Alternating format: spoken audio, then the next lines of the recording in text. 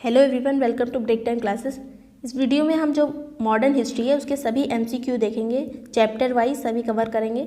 और ये एस.के. पांडे की जो हिस्ट्री की बुक है उसके सभी क्वेश्चन है, ये पूरी बुक इसमें कवर होगी। तो ये पहला वाला चैप्टर है, आने वाले किसी भी एग्जाम के लिए इंपॉर्टेंट है, चाहे वो आर हो या सिविल सर्विसेज का कोई भी एग्जाम हो, यूपीएसआई हो, सभी में ये इंपॉर्टेंट होगा जहाँ पे हिस्ट्री पूछा जाता है। तो ये इसे ध्यान से देखिएगा, बहुत इंपॉर्टेंट क्वेश्चन है और कुछ ईजी हैं। तो आप ये मत सोचिएगा कि ये तो मुझे आता है, क्योंकि एग्जाम में कन्फ्यूज़न क्रिएट होता है और कुछ टफ क्वेश्चन है, अच्छे से देखिएगा। फर्स्ट क्वेश्चन है, कौन यूरोपीय व्यापारी सर्वप्रथम भारत आया? तो इनमें से पुर्तगाली सबसे पहले आए थे और सबसे लास्ट में गए थे इंडिया से। सबसे पहले पुर्तगाली आए, फिर आए डच, फिर अंग्रेज, फिर फ्रांसीसी। सबसे लास्ट में कौन आया? फ्रांसीसी। सबसे पहले पुर्तगाली। नेक्स्ट क्वेश्चन है, फ्रांसीसियों का प्रभुत्व भारत में किस युद्ध के उपरांत समाप्त हो गया? तो ये वांडीवास का युद्ध था, जिसमें अंग्रेजों ने फ्रांसीसियों को हरा दिया। और ये युद्ध हुआ कब था वांडीवास का? तो ये 1760 में हुआ था। 1760 में अंतिम रूप से फ्रांसीसी हार गए। फिर है, अंग्रेजों के भारत आने का मंतव्य क्या था? तो सबसे पहले ये व्यापार के लिए आए थे, ऑप्शन होगा ए। बाद में इन्होंने अपना जो मंतव्य था वो चेंज कर लिया, फिर कई चीज़ें आई, लेकिन सबसे पहले आए थे व्यापार के लिए। नेक्स्ट है, फ्रांसीसियों की हार के प्रमुख कारणों में कौन था? तो पहला जो एक सर्वप्रमुख कारण था वो था अंग्रेजी नौसेना का सुदृढ़ होना। ये सबसे बड़ा कारण था फ्रांसीसियों की हार का, क्योंकि अंग्रेजी सेना मजबूत थी। जेम्स प्रथम का राजदूत जो जहांगीर के दरबार में आया था, उसका क्या नाम था? उसका नाम था सर टॉमस रो। इनमें से सर टॉमस रो जो है, ये जेम्स प्रथम का राजदूत था, जहांगीर के दरबार में आया था। इससे पहले भी एक आ चुका था, उसका नाम था कैप्टन हॉकिंस, जो कि 1608 में आया था। कैप्टन हॉकिंस 1608 में आया था। उसके बाद आया था बाद में सर टॉमस रो भी जहांगीर के दरबार में। जो कैप्टन हॉकिंस आया था वो आया था अकबर के लिए एक पत्र लेके, लेकिन तब तक अकबर की मृत्यु हो चुकी थी, जहांगीर राजा बन चुका था, तो जहांगीर के दरबार में वो पेश हुआ। नेक्स्ट क्वेश्चन, कर्नाटक का युद्ध किस किस के बीच में हुआ था? तो ये अंग्रेजों और फ्रांसीसियों के बीच में हुआ था, ऑप्शन होगा ए। जो पहला कर्नाटक युद्ध था वो 1746 से 48 के बीच हुआ। और इसमें कौन सी संधि हुई लास्ट में? एक्सला-शैपल, ये भी पूछा जाता है। 1748 में हुई थी एक्सला-शैपल की संधि। ये ऑस्ट्रिया के लिए, ऑस्ट्रिया जो कंट्री है उसके उत्तराधिकार का युद्ध था। ये यूरोप में भी चल रहा था और इंडिया में भी चल रहा था, अंग्रेजों और फ्रांसीसियों के बीच में।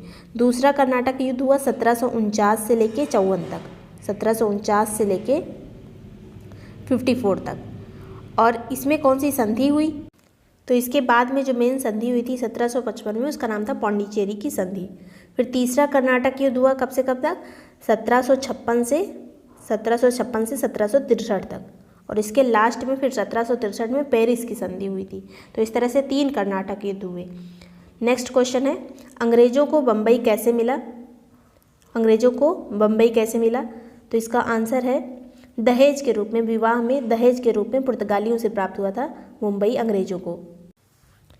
क्योंकि जो पुर्तगाली राजकुमारी कैथरीन थी, उनका विवाह चार्ल्स द्वितीय से हुआ था, तो दहेज स्वरूप उन्हें ये मुंबई प्राप्त हुआ। नेक्स्ट है, वांडीवास की लड़ाई अंग्रेजों के साथ किसके संबंध के लिए महत्वपूर्ण थी? तो ये वांडीवास की लड़ाई अंग्रेजों और फ्रांसीसियों के बीच थी, तो ये ऑप्शन होगा सी।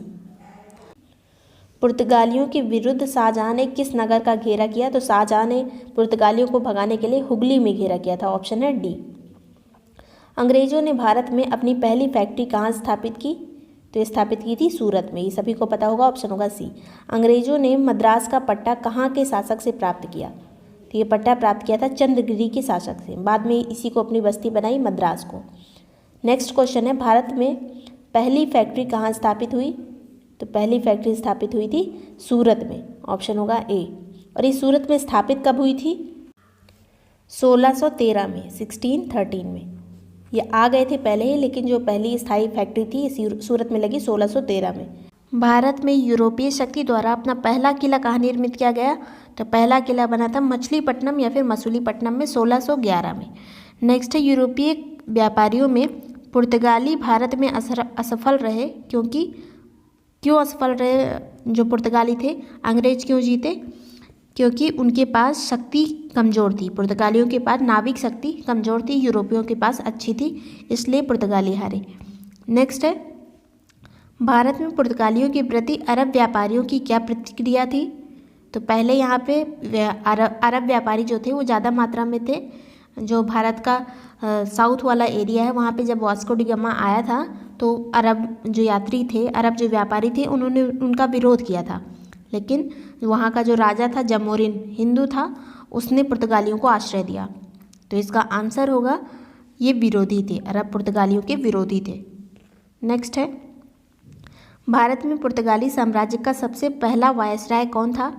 तो पहला वायसराय था डी अल्मीडा, ऑप्शन बी। यहाँ पे याद रखिएगा वास्को डी गामा वायसराय बन के नहीं आया था, पहला वायसराय जो था डी अल्मीडा था। नेक्स्ट है, डच ईस्ट इंडिया कंपनी का मुख्य उद्देश्य क्या था? तो इसका उद्देश्य था भारत में व्यापार का विस्तार, option A. Vasco D gamma का स्वागत करने वाला भारतीय शासक कौन था? तो इसका नाम था जमोरिन, ऑप्शन सी। भारत में ब्रिटेन की तुलना में फ्रांसीसी असफलता का कारण था, क्या कारण था फ्रांसीसी असफलता का? तो अल्प राजकीय सहयोग। ये जो अंग्रेजी सेना थी ये पूरी तरह से स्वतंत्र थी, किसी सरकारी प्रेशर में नहीं थी, लेकिन जो फ्रांसीसी सेना थी उसकी स्थापना सरकार से मिल के हुई थी। तो यहाँ पे राजकीय सहयोग इन्हें कब मिला? जबकि जो अंग्रेज़ थे उन्हें पूरी तरह से सहयोग प्राप्त था और स्वतंत्रता दी गई थी अपनी तरह से व्यापार करने की, इसलिए फ्रांसीसी असफल हुए, अंग्रेज जीत गए। नेक्स्ट है, भारत में डचों की व्यापारिक पराजय का कारण क्या था? तो इसका कारण था कमज़ोर समुद्री शक्ति, मेन कारण था कमज़ोर समुद्री शक्ति। नेक्स्ट है, निम्नलिखित में व्यापारियों के आगमन को क्रमबद्ध कीजिए। तो पहले आए थे पुर्तगाली, फिर डच, फिर अंग्रेज, फिर फ्रांसीसी। इसका आंसर होगा डी 2, 1, 3, 4। फ्रांसीसियों का प्राचीनतम कारखाना कहाँ स्थापित हुआ था? तो सबसे पुराना कारखाना पौंडीचेरी में स्थापित हुआ था। फ्रांसीसियों की बात की जा रही है, option B. East India company एवं उसके बाद बनी कंपनी का विलय कब हुआ? ईस्ट इंडिया कंपनी एवं उसके बाद कंपनी जो बनी उसका विलय कब हुआ था? तो इसका विलय हुआ था 1702 में, ऑप्शन होगा सी। अंग्रेजों का फोर्ट विलियम कहाँ स्थित है? तो फोर्ट विलियम स्थित है कलकत्ता में, और जो फोर्ट जॉर्ज नाम से बना था वो मद्रास में था। फिर है, द्वितीय पुर्तगाली अभियान के नेता का नाम क्या था? तो पहला जो अभियान आया था उसमें तो वास्को डी गामा था, दूसरे वाले में कौन था? Alvarez Cabral, option A. Bijapur के सुल्तान से गोवा को छीनने वाला प्रथम यूरोपियन कौन था? तो पहला यूरोपियन था अल्बुबकर, ऑप्शन होगा ए। भारत में सर्वप्रथम फ्रांसीसी कंपनी किसने स्थापित की थी? तो पहली कंपनी कोलबर्ट ने स्थापित की थी, फ्रांसीसी की कंपनी कोलबर्ट ने स्थापित की थी, ऑप्शन होगा ए। कोरोमंडल बंदरगाह से डचों द्वारा निर्यात की गई प्रमुख वस्तु क्या थी? तो जो प्रमुख सबसे वस्तु थी वो थी वस्त्र, ऑप्शन होगा ए। कोरोमंडल जो बंदरगाह था जो पूरब के साइड वाला था उससे वस्त्र निर्यात किया जाता था। मुगल भारत में अंग्रेजी व्यापार की सर्वाधिक महत्वपूर्ण वस्तु क्या थी? तो सबसे महत्वपूर्ण वस्तु थी सूती वस्त्र, option A. Vasco D gamma Calicut किस वर्ष पहुंचा था? तो ये पहुंचा था 1498 में, ऑप्शन डी। किसने इंग्लैंड के चार्ल्स द्वितीय को ब्रेंगोजा की कैथरीन से विवाह में बम्बई दहेज में दिया? तो बम्बई दहेज में किसने दिया था? पुर्तगालियों ने, ऑप्शन बी। कैथरीन जो थी वो पुर्तगाली थी। पुर्तगालियों ने गोवा पर अधिकार कब किया? तो ये अधिकार हुआ था 1510 में, ऑप्शन सी। निम्नलिखित में से कौन सा स्थान पुर्तगालियों के अधिकार में नहीं था? तो इनमें से मछलीपट्टनम जो था ये पुर्तगालियों के अधिकार में नहीं था, ये अंग्रेजों का था। अंग्रेजों को सुनहरा फरमान कब प्रदान किया गया था? तो ये सुनहरा फरमान मिला 1632 में, और इसमें क्या था? ये मिला था गोलकुंडा के सुल्तान से, और इसमें 500 पैगोडा सालाना देने पे इन्हें फ्री में, मतलब स्वतंत्रतापूर्वक व्यापार करने की शक्ति दे दी गई गोलकुंडा वाला जो बंदरगाह था उस क्षेत्र में। तो ये है सुनहरा फरमान 1632 में। भारत के किस क्षेत्र में डच लोगों ने अपनी प्रारंभिक फैक्ट्रियां स्थापित की? तो डचों ने गुजरात और बिहार वाले क्षेत्र में अपनी प्रारंभिक फैक्ट्री लगाई थी, ऑप्शन होगा सी। नेक्स्ट है, चार्ल्स द्वितीय द्वारा बम्बई ईस्ट इंडिया कंपनी को कब हस्तांतरित किया गया? तो ये किया गया था 1668 में, ऑप्शन डी। निम्नलिखित में से किन स्थानों पर ईस्ट इंडिया कंपनी के शासनकाल में प्रमुख औद्योगिक केंद्र नहीं थे? तो इनमें से इलाहाबाद और ग्वालियर में प्रमुख केंद्र नहीं थे, बाकी जगह थे। भारत में इसमें कहाँ कहाँ थे? नागपुर, नासिक, बनारस, अहमदाबाद, लखनऊ, पुणे, इन जगह केंद्र थे इनके। इलाहाबाद और ग्वालियर में नहीं थे। प्रारंभ में यूरोपीय व्यापारियों की रुचि किस में थी? तो प्रारंभ में इनकी रुचि मसालों में थी केवल। नेक्स्ट है 18वीं सदी के अंत तक भारत के किस भाग में यूरोपीय ईसाई मिशनरीज अधिक सक्रिय थीं? तो सबसे ज़्यादा सक्रियता थी बंगाल और असम में, ऑप्शन ए। 18वीं शताब्दी के भारत में फ्रांसीसी कंपनी की स्थिति के बारे में निम्नलिखित में से क्या सत्य है? तो इनमें से यह एक निजी कंपनी थी, ये सत्य नहीं क्योंकि ये सरकार की तरफ से आई थी, या फ्रांसीसी सरकार द्वारा समर्थित निजी कंपनी थी, ये भी गलत है। फिर है यह मुख्य रूप से सरकारी उपक्रम था, ये सही है, ये एक सरकारी कंपनी थी, ऑप्शन होगा सी। विलियम हॉकिंस के विषय में निम्नलिखित में से कौन से कथन असत्य हैं? पहला कथन है वह तुर्की भाषा नहीं बोल सकता था, तो यही वाला गलत है, वो तुर्की सहित कई भाषाएं बोल सकता था। फिर ये तीनों जो सही हैं ये भी पढ़ लेते हैं। भारत में जहांगीर के दरबार में वह राजा जेम्स प्रथम द्वारा सम्राट अकबर को लिखे पत्र के साथ पहुंचा था, ये सही है, लेकिन तब तक अकबर की मृत्यु हो चुकी थी, राजा जहांगीर बन चुका था। उसके पोत का नाम हेक्टर था, तो ये सही है।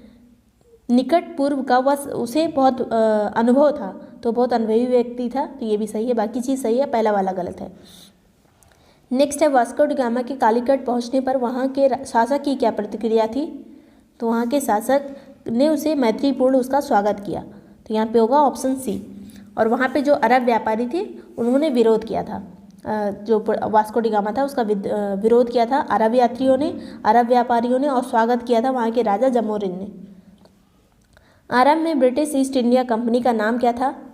तो पहले इसका नाम था the governor and company of merchants of London trading into the East Indies. तो ये इतना बड़ा जब आपको नाम दिखे तो यही वाला सही होगा, ऑप्शन होगा डी। डचों ने प्रथम व्यापारिक कोठी कहाँ स्थापित की? तो पहली व्यापारिक कोठी पुलिकट में स्थापित की डचों ने, option A. East India company किस चीज़ का भारत से निर्यात करती थी? तो इनमें से सूती वस्त्र का भी निर्यात करती थी, नील का भी, कच्चे रेशम का भी, ऑप्शन होगा ए। कॉफ़ी का नहीं करती थी, यहाँ ऑप्शन होगा ए। फ्रांसीसी राज्य में पौंडीचेरी के पूर्व विलयित हो गया था, तो यहाँ पे होगा उपरोक्त में से कोई नहीं। न चंद्रनगर हुआ था, न कारिकल, न माही, तो यहाँ पे होगा उपरोक्त में से कोई नहीं, ऑप्शन। सबसे पहले पौंडीचेरी ही विलयित हुई था उसमें फ्रांसीसी राज्य में। नेक्स्ट है भारत में पहली फ्रेंच बस्ती कहाँ स्थापित की गई? तो पहली फ्रेंच बस्ती सूरत में, ऑप्शन सी। सूची 1 को 2 से सुमेलित करना है। जो कौन से कहाँ से जो ये जो लोग आए थे यूरोपियंस, इनकी जो भारत में फैक्ट्रियाँ थी और जो स्थान थे इनकी बस्तियाँ थी, मेन कहाँ इनकी जगह थी? तो डच का होगा पुलिकट, और इंग्लिश का यानी अंग्रेज का होगा हुगली, पुर्तगाली कहाँ पे बसे थे ज़्यादा? तो गोवा में। फिर फ्रेंच का होगा चिंसुरा, तो यहाँ ऑप्शन होगा सी। नेक्स्ट है परवर्ती 17वीं एवं प्रारंभिक 18वीं शताब्दियों में इंडोनेशिया द्वीप समूह में भारतीय अफीम के निर्यात पर किसका प्रभुत्व था? तो इंडोनेशिया के में अफीम जो निर्यात था उस पर प्रभुत्व था डच ईस्ट इंडिया कंपनी का। डच मुख्यतः इंडोनेशिया में अपना व्यापार फैलाई थी, तो ये डच का प्रतिनिधित्व था, ऑप्शन होगा सी। बंगाल में प्रमुख बंदरगाह हुगली से पुर्तगालियों को निष्कासित करने वाला मुगल बादशाह कौन था? तो ये था शाहजहां, ऑप्शन सी। भारत के पश्चिमी तट के निम्नलिखित में से किस स्थल पर इंग्लिश फैक्ट्री थी? तो ये थी तेलचिरी में, ऑप्शन बी।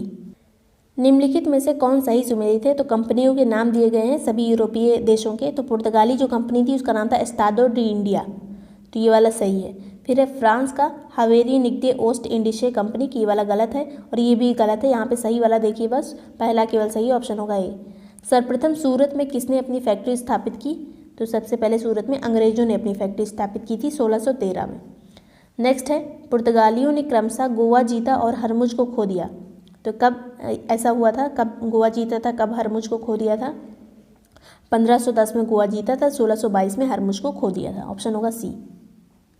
नेक्स्ट है किस निम्नलिखित यूरोपीय व्यापारी कंपनी के पर्यवेक्षण में कासिम बाजार नगर ने 17वीं शताब्दी में सर्वाधिक मात्रा में रेशमी तागे का उत्पादन किया? तो ये कंपनी कौन सी थी, कहाँ की? डच, ऑप्शन सी।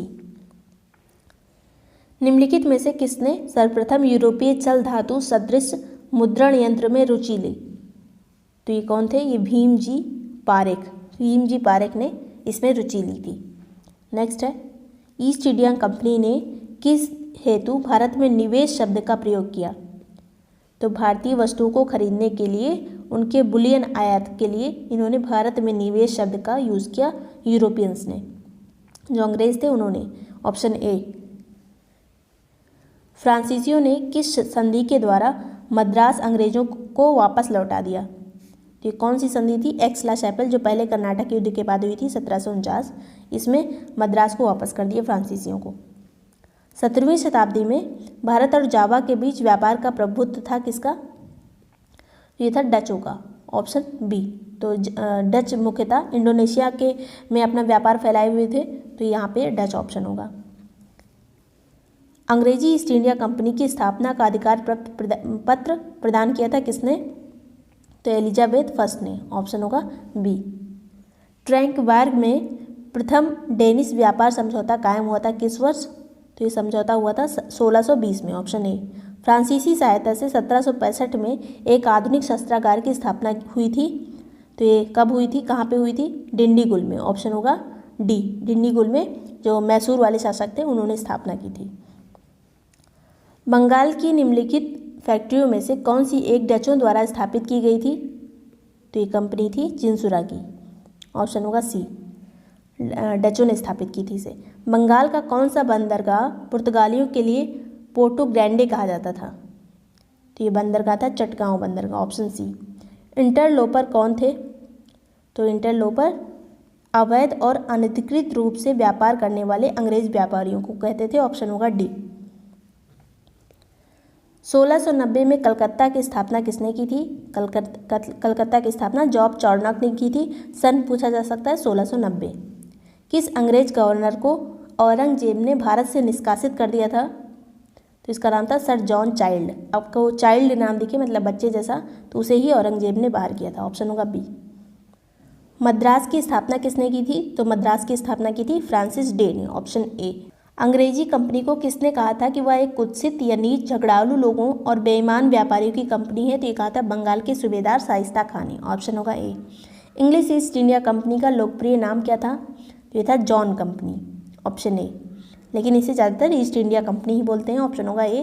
तो ये सभी क्वेश्चन इंपॉर्टेंट थे आने वाले किसी भी एग्जाम के लिए। इसका PDF जो है आपको टेलीग्राम ग्रुप पे मिल जाएगा, आप डाउनलोड कर लीजिएगा, लिंक डिस्क्रिप्शन में दिया हुआ है। ये और वीडियो पसंद आया हो तो लाइक और सब्सक्राइब कर दीजिएगा। Thank you so much for watching break time classes.